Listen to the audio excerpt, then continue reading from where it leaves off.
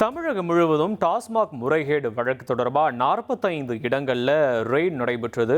இந்த ரெய்டின் மூலமாக டிஜிட்டல் ஆவணங்கள்லாம் பறிமுதல் செய்யப்பட்டிருப்பதா லஞ்ச ஒழிப்புத்துறை தெரிவித்திருக்கிறது. அது மட்டும் இல்லாமல் குற்றம் நடந்ததற்கான முகாந்திரம் இருப்பது கண்டுபிடிக்கப்பட்டிருக்கு அப்படின்னு கூட லஞ்ச ஒழிப்புத்துறை தெரிவித்திருக்கிறது. கூடுதல் விவரங்களோடு இணைகிறார் செய்தியாளர் சசிதரன். சசிதரன், வணக்கம். இந்த ரெய்ட் தொடர்பாகவும் இதன் மூலமாக என்னென்ன ஆவணங்கள்லாம் பறிமுதல் செய்யப்பட்டிருக்கு, லஞ்ச ஒழிப்புத்துறை என்ன சொல்லியிருக்குன்னு சொல்லுங்க.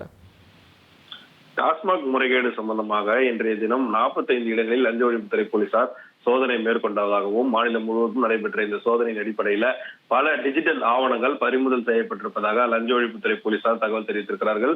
டாஸ்மாக் நிறுவனத்தில் நடைபெற்றதாக கூறப்படும் முறைகேடுகள் தொடர்பாக அரசிடமிருந்து பெறப்பட்ட தகவல்கள் மற்றும் ஆவணங்களின் அடிப்படையிலும் அமலாக்கத்துறை அளித்த தகவலின் அடிப்படையிலும் முதற்கட்டமாக உண்மைத்தன்மை சரிபார்ப்பில் பிடிக்கத்தக்க குற்றம் நடைபெற்றிருப்பதற்கான முகாந்திரம் இருப்பதாக லஞ்ச ஒழிப்புத்துறை இந்த சோதனையில் கண்டுபிடிக்கப்பட்டிருக்கிறது. ஊழல் தடுப்பு மற்றும் கண்காணிப்பு தலைமையகத்தில் நேற்றைய தினம், அதாவது 28/7/2026 அன்று இது சம்பந்தமாக ஊழல் தடுப்பு சட்டத்தின் கீழ் பல்வேறு பிரிவின்களின் கீழ் வழக்கு பதிவு செய்யப்பட்டிருப்பதாகவும், இந்த வழக்கில் முன்னாள் மின்சார மதுவிலக்கு மற்றும் ஆயத்துறை அமைச்சர் செந்தில் பாலாஜி, டாஸ்மாக் மேலாண்மை இயக்குனர் விசாகன், டாஸ்மாக் அதிகாரிகள் ராமதுரை, முருகன், பன்னீர்செல்வம், பாஸ்கர் உள்ளிட்ட நெருங்கிய, அதாவது அமைச்சருடன் நெருங்கிய தொடர்பு இருந்ததாக கூறப்படும் ரத்தேஷ், கார்த்திக் உள்ளிட்டோர் மீதும் மதுபான உற்பத்தி நிறுவனங்கள், பாட்டில் தயாரிப்பு நிறுவனங்கள், சரக்கு போக்குவரத்து நிறுவனங்கள் மற்றும் அடையாளம் தெரியாத டாஸ்மாக் அரசு ஊழியர்கள் என பல நபர்கள் இந்த இதில் சேர்க்கப்பட்டிருக்கிறார்கள். இதுல 45 இடங்கள் மாநிலம் முழுவதும் வழக்கின் புலனாய்வின் ஒரு பகுதியாக இன்றைய தினம் முழுவதும் இந்த சோதனையானது நடைபெற்றது.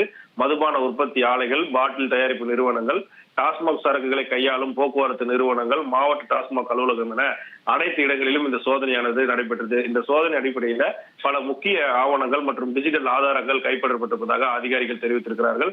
மேலும் ஒரு இடத்தில் உரிமையாளர் சோதனை நேரத்தில் இல்லாததால் அங்கு வழக்கிற்கு தொடர்புடைய ஆவணங்கள் அல்லது சாட்சியங்கள் மறைக்கப்பட்டிருக்கலாம் என்ற நியாயமான சந்தேகத்தின் அடிப்படையில் வருவாய்த்துறை அதிகாரிகள் முன்னிலையில் அந்த இடம் சீல் வைக்கப்பட்டிருப்பதாகவும், தொடர்ந்து இந்த புலனாய்வானது நடைபெற்று வருவதாக ஊழல் தடுப்பு மற்றும் கண்காணிப்பு துறை தகவல் தெரிவிக்கப்பட்டிருக்கிறது.